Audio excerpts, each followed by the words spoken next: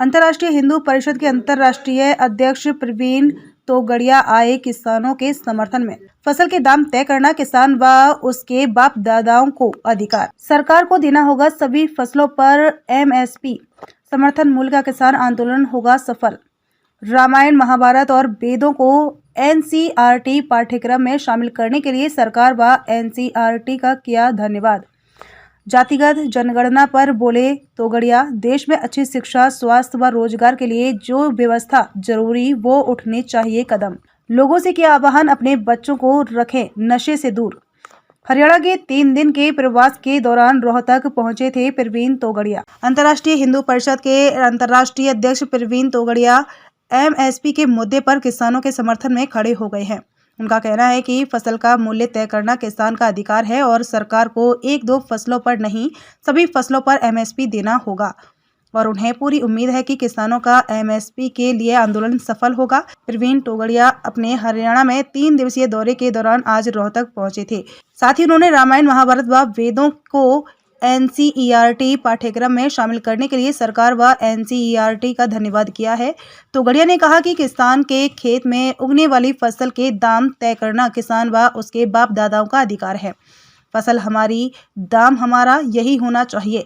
किसानों ने जो एमएसपी का आंदोलन शुरू किया है वह जरूर सफल होगा और सरकार को 1-2 नहीं, सभी फसलों पर एमएसपी देना ही होगा। साथ ही उन्होंने नसीहत देते हुए कहा कि सरकार को बिना आंदोलन के ही यह लागू कर देना चाहिए, क्योंकि हर चीज के लिए आंदोलन करने की जरूरत नहीं होनी चाहिए।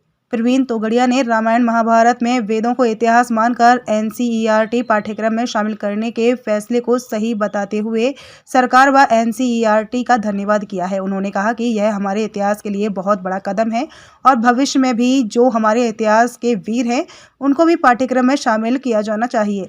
जातिगत जनगणना पर अपनी प्रतिक्रिया देते हुए कहा कि देश को बेहतर शिक्षा, स्वास्थ्य व रोजगार चाहिए और उसे देने के लिए जो भी व्यवस्था हो सकती है वह सरकार द्वारा की जानी चाहिए। देश का युवा बेहतर शिक्षा और स्वास्थ्य व रोजगार चाहता है।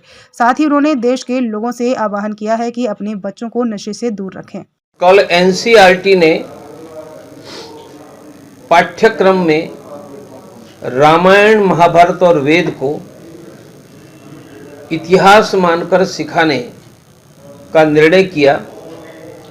इसलिए मैं एनसीईआरटी के एक्सपर्ट और केंद्र सरकार को धन्यवाद करता हूं कि बहुत वर्षों के बाद भारत में हमारे इतिहास को इतिहास मानने का काम हुआ और विश्वास करते हैं कि आगे जाकर भारत के इतिहास के जितने वीर हैं वह सबको सम्मान के साथ हमारे पाठ्यक्रम में स्थान मिलेगा।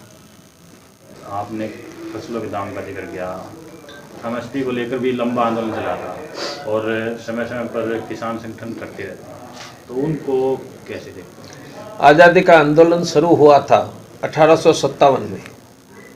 आज़ादी कितने वर्षों के बाद मिली? 90 वर्षों के बाद। तो किसानों ने समर्थन मूल्य का आंदोलन चलाया है, यह सफल होगा ही और एक नहीं, सभी फसलों पर समर्थन मूल्य सरकार को देना ही होगा। फसल हमारी, दाम हमारा, यही चलेगा, यही चलेगा। फसल का दाम तय करने का किसान का बाप दादों का अधिकार है। केंद्र में भी भाजपा सरकार है और हरियाणा में भी। आपने एमएसपी का जिक्र किया, तो आप संगठन की तरफ से कैसे इसको लेकर क्या करेंगे?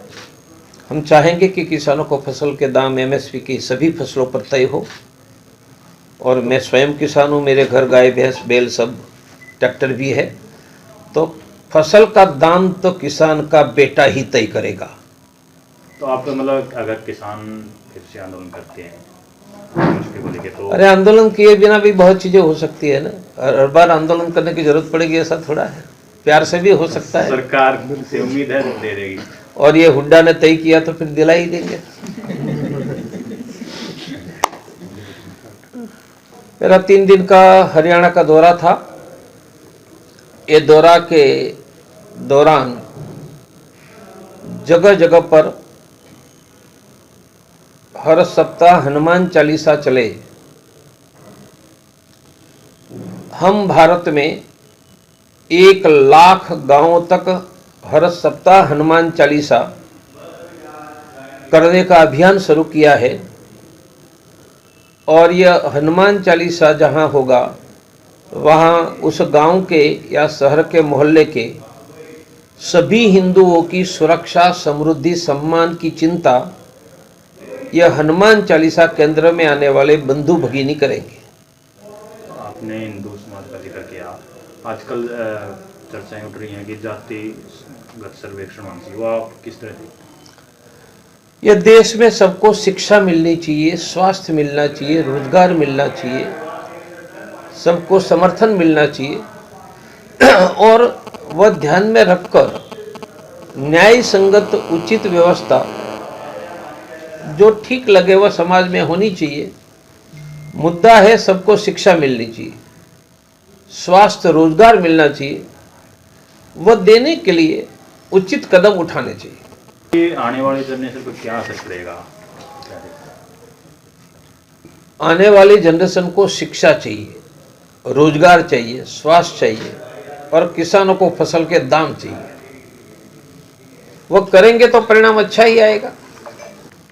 आजकल युवा खासकर हरियाणा में नशे की तरफ बढ़ रहे हैं, तो उसका क्या असर पड़ेगा? अकेले हरियाणा नहीं, पूरे देश में, मैं तो गुजरात में भी रहता हूँ, बहुत चिंता का स्तर पर स्कूल बच्चों से लेकर और हरियाणा नहीं पूरे देश में ये चिंता का विषय है। हम सभी परिवारों को गंभीरता से लेना चाहिए और सरकार भी उचित कदम उठाए। अकेले नहीं कर सकते हैं, हम भी ध्यान दें और सरकार भी ध्यान दे।